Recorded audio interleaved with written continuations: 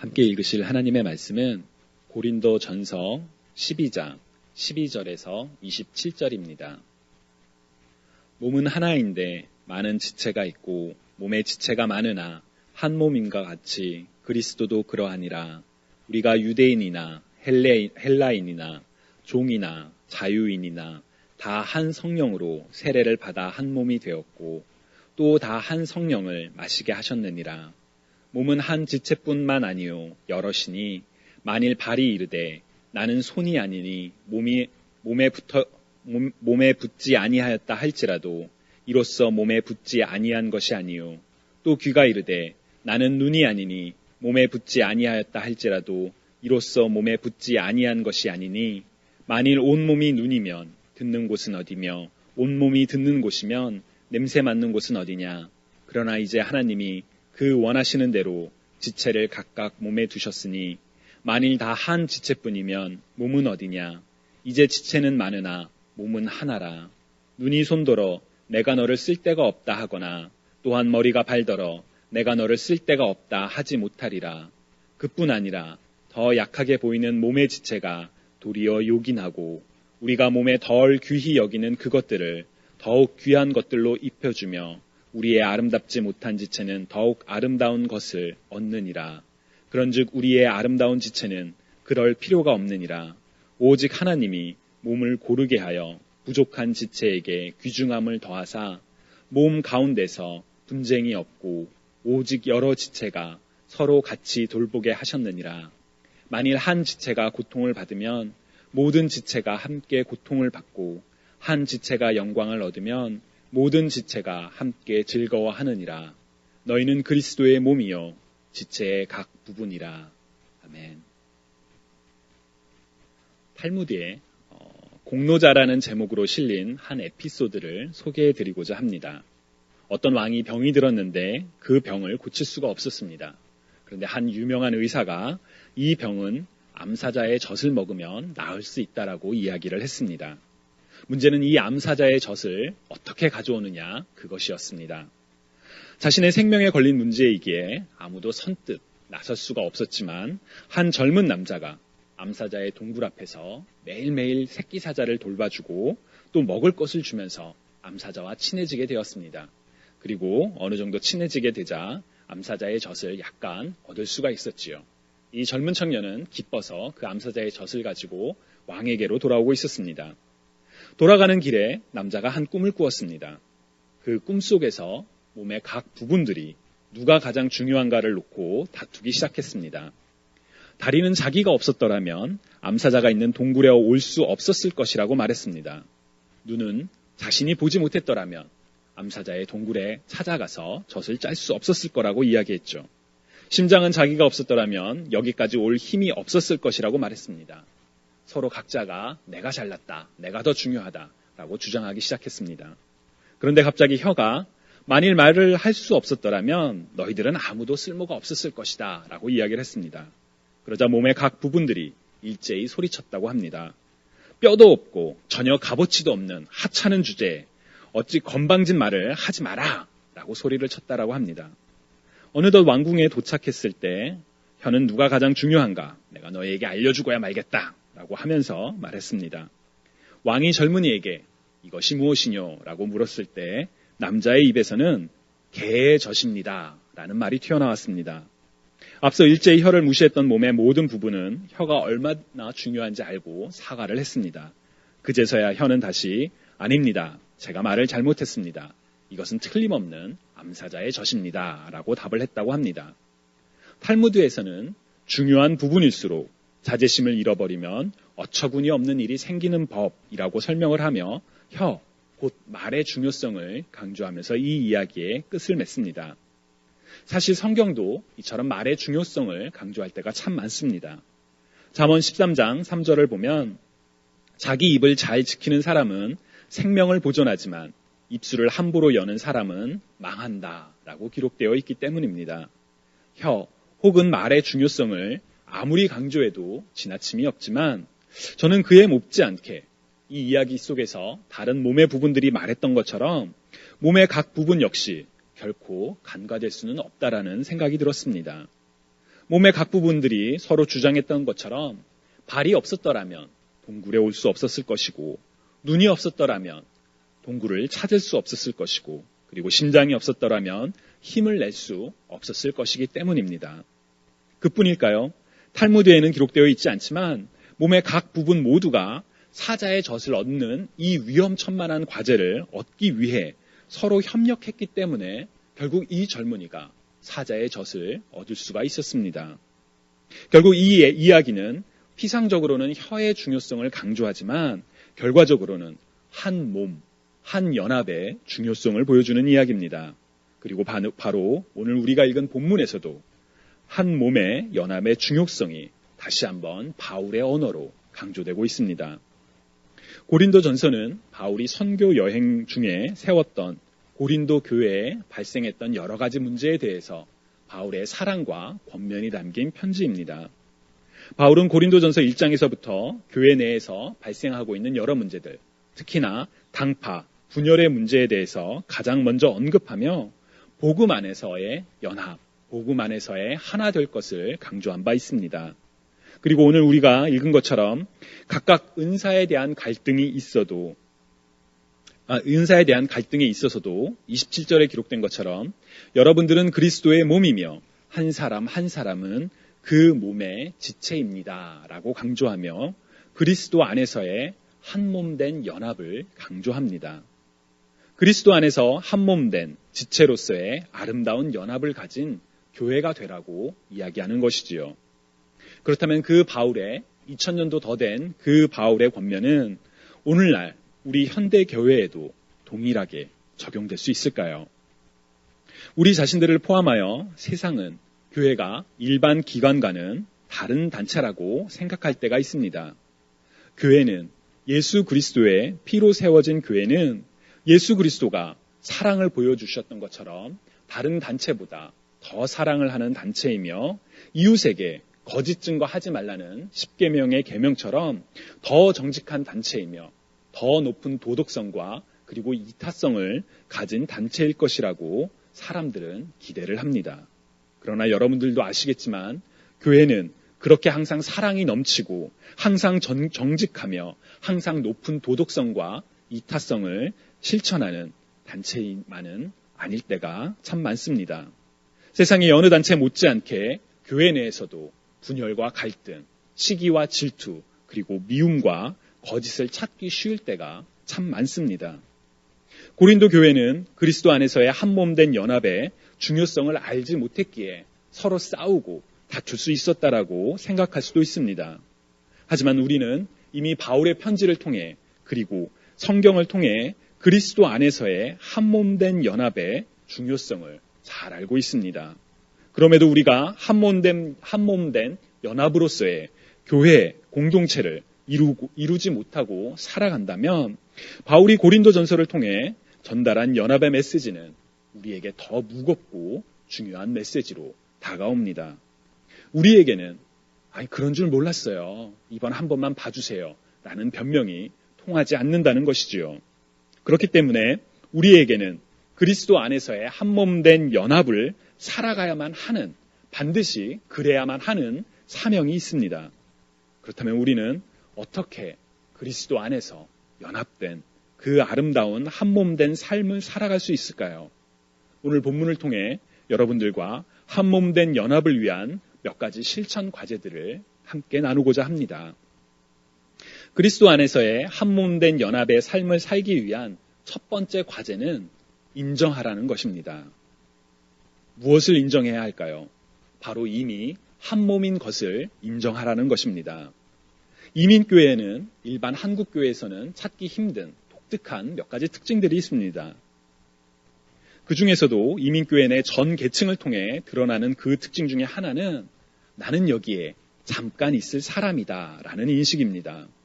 나는 여기에 2년 혹은 4년 공부하러 왔으니까, 주재원으로 파견 왔으니까 떠날 사람이다 라는 인식입니다. 나는 이곳에 잠깐만 있을 것이기에 공동체를 함께 만들어가는 사람이 아니라 그냥 방문자일 뿐이라고 생각하는 경우가 있습니다. 물론 자신의 의사와는 상관없이 정해진 것이기에 떠날 사람이라는 인식이 잘못된 것만은 아닙니다. 그러나 머무르는 시간에 상관없이 이미 교회 공동체에 방문한 순간 이미 한 공동체를 만들어가는 지체가 되었다라는 것은 사실은 분명합니다. 한편 그와 같은 방문자를 맞이하는 이민교회의 입장은 어떨까요? 다 그런 것은 아니지만 새 가족이 방문하면 그 사람이 왜 이 지역에 오게 되었는지 궁금해할 때가 있습니다. 단순히 호기심을 혹은 관계의 시작을 위한 질문을 넘어서 저 사람이 앞으로 여기서 계속 얼마나 살아갈까라는 궁금증이 생길 때가 있습니다. 그리고 저 사람이 어차피 떠날 사람이야 라고 자신도 모르게 선을 걷는 경우가 있지요.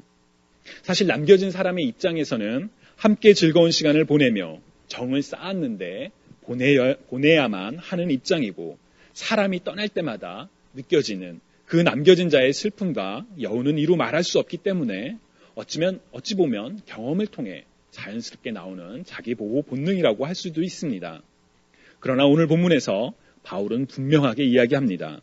15절과 16절을 보면 발이 나는 손이 아니므로 몸의 일부가 아니다 라고 말한다고 해서 발이 몸의 일부가 아니라고 하겠습니까? 귀가 나는 눈이 아니므로 몸의 일부가 아니다 라고 말한다고 해서 몸의 일부분이 아니라고 하겠습니까? 즉 자신이 인정하건 인정하지 않건 상관없이 몸의 일부분이 되었다라는 것입니다. 아니 나는 잠깐 있을 사람인데 내가 왜 이 공동체에 그리스도의 몸의 일부분이 되었다는 것일까요? 13절을 보면 우리는 유대인이든지 그리스인이든지 종이든 자유인이든지 모두 한 성령으로 세례를 받아 한 몸을 이루었고 모두 한 성령을 모시게 되었습니다. 라고 기록되어 있습니다. 즉 우리의 출신 성분이 무엇이 되었든 상관없이 우리의 지금 상황이 어떻든 상관없이 우리가 한 성령으로 세례를 받았고 한 성령을 모시고 있기 때문에 우리는 모두 한 몸, 한 공동체라는 것입니다. 주님이 사랑하시는 여러분, 인정하십시오. 우리는 한 몸, 한 공동체입니다. 이곳 올바니에 얼마를 머무르게 될지에 상관없이 이곳에서 함께 예배를 드리는 이 순간 우리는 한 공동체요, 한 몸입니다. 나보다 나이가 많건 적건, 나보다 건강하건 건강하지 않건, 나를 좋아하건 좋아하지 않건, 내가 그를 좋아하건 좋아하지 않건 그 어떤 이유와 상관없이 이미 한 몸, 한 공동체가 되었음을 인정하시기 바랍니다. 우리의 선호와는 전혀 상관없습니다. 한 몸이 되었다는 것은 우리의 의지와도 전혀 상관이 없습니다. 바로 우리가 한 성령으로 세례를 받았고 한 성령을 모시고 있기 때문에 바로 우리가 예수 그리스도의 몸 피로 세우신 이 교회에 함께 출석하고 있기 때문에 우리는 그리스도가 머리 대신 이 교회 공동체에서 한 몸을 이루고 있는 각 지체가 되었을 뿐입니다. 나의 조건, 상황과 상관없이 전적인 하나님의 은혜로 말미암아 우리가 구원을 얻었던 것처럼 나의 의사, 상황과 상관없이 우리는 한 몸이라는 사실을 인정하시기 바랍니다. 나와 피부색이 같든 다르든, 나와 연배가 비슷하든 다르든, 나와 생각이 같건 다르건 간에 우리는 이미 한 몸을 이루고 있는 지체들입니다. 서로 다퉈봐야 결국 함께 아프기만 한 한 몸의 지체라는 사실을 인정하시기 바랍니다. 두 번째, 그리스도 안에서의 한 몸 된 연합을 위해 우리가 해야 할 일은 자신의 은사를 아는 것입니다. 바울은 고린도전서 12장 4절 7절에서 은사는 여러 가지나 성령은 같고 직분은 여러 가지나 주는 같으며 또 사역은 여러 가지나 모든 것을 모든 사람 가운데서 이루시는 하나님은 같으니 각 사람에게 성령을 나타내심은 유익하게 하려 하심이라 라고 말한 뒤 각 사람에게 다르게 주어진 성령의 은사에 대해서 이야기를 합니다. 즉 각 사람이 각각 다른 은사와 직분을 받았다라는 것을 강조하는 것입니다. 다시 오늘 본문 17절과 18절을 보면 온 몸이 눈이라면 어떻게 듣겠습니까? 온 몸이 귀라면 어떻게 냄새를 맡겠습니까? 그러나 사실 하나님께서는 그분이 원하시는 대로 몸 안에 각각 다른 기능을 하는 여러 지체를 두셨습니다. 라고 기록되어 있습니다. 즉 한 몸을 이루기 위해 의도적으로 하나님의 거룩하시고 완전하신 뜻을 따라 각각의 기능을 하는 곧 다른 은사와 직분을 가진 여러 지체들을 두셨다는 것입니다. 그렇기 때문에 우리는 내가 눈인지, 내가 코인지, 내가 손인지, 발인지 알아야만 합니다. 그래서 각각의 맡은 역할을 따라 한 몸을 이루고 한 몸으로 살아갈 수 있도록 혹은 생존할 수 있도록 맡은 역할을 다할 수가 있는 것입니다. 그런데 문제는 많은 사람들이 자신의 은사를 알지 못한다는 점입니다. 이것은 비단 교회 안에서의 은사와 관련되어 일어나는 상황만은 아닙니다. 여러분들의 삶을 한번 돌아보시기 바랍니다. 여러분들이 지금까지, 지금 이 자리에 오기까지, 혹은 여러분의 지금의 직업을 가지기까지 자신이 좋아하는 것과 잘하는 것을 분명히 알고 선택해 오셨는지요? 혹은 여러분들의 자녀를 한번 생각해 보시기 바랍니다. 여러분들의 자녀가 전공과 직업을 선택할 때 어떤 기준으로 추천을 해주셨는지요? 단순히 이 직업을 가지면, 이 길을 가게 되면 돈을 많이 벌게 될 것이기 때문에, 혹은 편한 삶을 살게 될 것이기 때문에 전공과 직업을 추천하지 않으셨기를 바랍니다. 물론 돈을 많이 벌고 편하게, 적게 일하며 편하게 사는 직업은 모두가 바라는 소망입니다. 저 역시 그로부터 자유롭지는 않습니다. 하지만 우리는 세상이 말하는 기준대로 살아가는 세상 사람들이 아니라 우리 삶의 중심 되신 예수 그리스도의, 바로 그 그리스도의 뜻을 따라 살아가는 그리스도인들입니다. 우리는 하나님의 목적에 따라 지음받은 존재들이며 하나님의 선하신 목적에 따라 각각 다른 상황뿐만 아니라 고유한 은사를 받고 태어난 그리스도인들입니다. 세상이 선택하는 기준으로 삶을 살아가는 것이 아니라 하나님의 기준으로 삶의 순간을 선택하고 살아가는 그리스도인들이라는 사실을 기억하시기 바랍니다. 그렇기 때문에 우리의 전공과 직업을 고려할 때 우리는 우리를 향한 하나님의 계획과 우리에게 주신 은사를 고민하고 생각해야만 합니다. 문제는 아무리 생각해도 잘 알지 못할 때가 있다는 것입니다. 유명한 스포츠 선수나 예술가처럼 탁월한 재능이 눈에 탁 띄면 좋겠는데 대부분은 그렇지 않죠. 우리 각자를 비롯하여 우리 자녀의 삶을 보면서도 도대체 하나님의 은사가 무엇일까? 어떠한 탤런트를 주신 걸까? 라는 의문을 제기할 때가 있습니다. 그리고 그 상황은 교회 안에서의 은사를 발견할 때도 마찬가지입니다. 아무리 우리가 각자가 다른 은사와 직분을 가지고 있으며 한 몸을 이루고 있다는 말씀을 읽고 들어도 정작 내 상황으로 돌아와 생각하면 나는 도저히 모르겠어요. 라는 상황이 반복될 때가 있습니다. 그렇다면 어떻게 해야 할까요? 가장 기본적인 시작은 찾는 것입니다. 찾지도 않으면서 발견할 수 없고 두드리지도 않는데 문이 열릴 리가 없지요. 우선 찾는 것에서부터 우리는 시작을 해야 합니다. 내가 받은 은사가 무엇인지, 직분이 무엇인지 발견하기 위해 우리는 찾아야만 합니다. 그 찾는 방법 중에 하나는 직접 해보는 것입니다. 제가 어렸을 때는 없었지만 언제부터인가 한국에는 어린 자녀들을 위한 다양한 직업 체험관이 있습니다. 그 직업 체험관을 방문해서 여러 가지 직업들을 직접 해보면서 이런 일들이 있구나라고 아이들이 경험하게 하는 것이지요. 비록 수박 겉핥기 시기라 할지라도 아이들이 이렇게 다양한 직업이 있구나라고 생각해 보는 그 기회는 굉장히 소중하다라고 생각합니다. 마찬가지로 교회 안에서도 자신의 은사를 발견하기 위해 다양한 일들에 도전해 보십시오. 일단 나는 못해, 나는 가르치지는 못해, 나는 노래를 못해, 그것이 아니라 나는 모르니까, 나는 잘 못하는 것 같은데 그렇지만 한번 해보겠어 라는 마음으로 시작하십시오.